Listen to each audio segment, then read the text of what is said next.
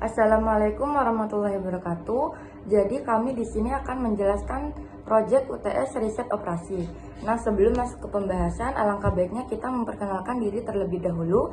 Perkenalkan, saya Dinda Mafira Sawalika dengan NIM 211034 dan rekan Saya Sinta Nurul Komaria dengan NIM 211121. Nah, kemudian di sini ada soal maksimasi. Perusahaan Dakota Furnitur memproduksi meja kerja, meja, dan kursi. Pembuatan setiap jenis furnitur membutuhkan kayu dan dua jenis tenaga kerja terampil, finishing atau penyelesaian dan pertukangan. Saat ini 48 kaki papan kayu, 20 jam finishing, 8 jam pertukangan tersedia. Meja kerja dijual seharga $60, meja seharga $30, dan kursi seharga $20. Dakota percaya bahwa permintaan meja dan kursi tidak terbatas, tapi paling banyak bisa dijual 5 meja karena sumber daya yang tersedia telah dibeli. Dakota ingin memaksimalkan pendapatan total. Selanjutnya kita akan menentukan variabelnya terlebih dahulu, di mana X1 untuk meja kerja, X2 untuk meja, dan X3 untuk kursi. Dan di sini terdapat fungsi tujuan di mana Z sama dengan 60X1 plus 30X2 plus 20X3 yang didapatkan dari harga masing-masing furnitur yang dijelaskan pada soal. Selanjutnya terdapat fungsi kendala. Nah, fungsi kendala ini juga didapatkan dari soal tadi.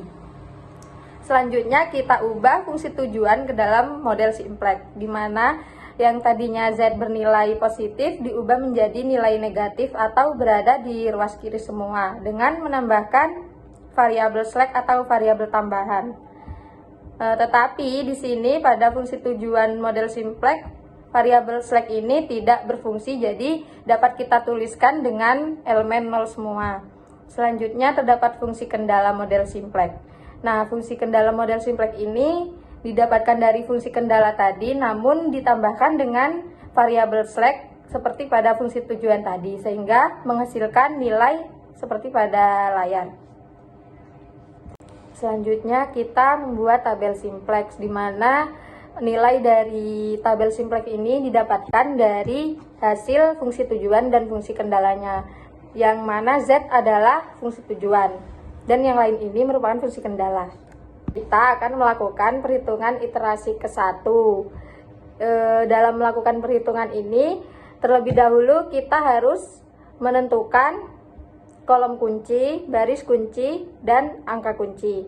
Nah, untuk menentukan kolom kunci ini, kita dapat mengambil nilai koefisien negatif terbesar yang mana dihasilkan min 60.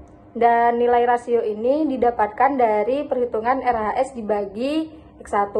48 dibagi 8 hasilnya 6, 20 dibagi 4 hasilnya 5, dan 8 dibagi 2 hasilnya 4. Nah, selanjutnya kita akan menentukan baris kunci.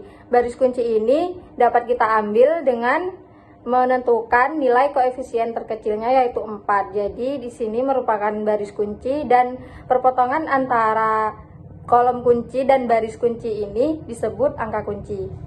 Dalam melakukan perhitungan ini, kita dapat mengubah angka 2 tadi menjadi angka 1 dan angka yang lain yang berada pada kolom yang sama menjadi 0 dengan cara melakukan OBE. Nah, untuk 1,5 dibagi 2 hasilnya 0,75, 0,5 dibagi 2 hasilnya 0,25, 0 dibagi 2 hasilnya 0, 0 dibagi 2 hasilnya 0, 1 dibagi 2 hasilnya 0,5, 0 dibagi 2 hasilnya 0, 8 dibagi 2 hasilnya 4. Nah, karena pada iterasi pertama itu, pada baris Z ini masih ada nilai negatif, maka akan dilanjutkan ke iterasi kedua. Nah, untuk iterasi kedua itu cara pengerjaannya sama dengan iterasi pertama, yaitu menentukan kolom kunci, baris kunci, dan juga angka kuncinya. Nah, untuk menentukan kolom kunci, kita harus memilih kolom dengan nilai koefisien negatif terbesar. Nah, pada tabel ini nilai koefisien negatif terbesar itu min 5. Jadi, kolom X3 ini merupakan kolom kunci. Nah, kemudian kita akan mencari rasio.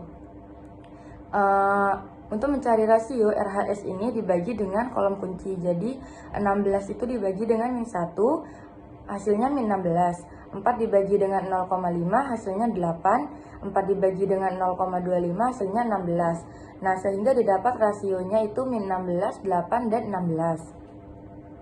Nah, kemudian rasio itu dipilih nilai koefisien positifnya yang terkecil. Jadi di sini 8 kan. Nah, 8 itu dipilih. Jadi baris S2 ini merupakan baris kunci. Nah, perpotongan antara kolom kunci dan baris kunci itu disebut angka kunci. Jadi di sini angka kuncinya itu adalah 0,5. Nah, tadinya yang basis ini kan pada kolom selanjutnya kan S1, S2, S3, dan S4. Nah, S3 ini diganti dengan S1. Karena kita sudah mendapat kolom kunci, baris kunci, dan angka kunci, selanjutnya kita akan menghitung dengan cara OBE. Jadi kolom kuncinya itu akan kita jadikan 0 semua kecuali angka kuncinya, sehingga didapat angka pada kolom berikut ini. Nah, kemudian pada basis ini S2-nya itu diganti dengan X3. Didapat tabel terakhir dari perhitungan iterasi kedua. Karena iterasi kedua itu Z-nya sudah tidak ada negatif, maka bisa disimpulkan bahwa 280 ini merupakan nilai maksimum yang kemudian akan kita buktikan dengan cara memasukkan ke fungsi Z.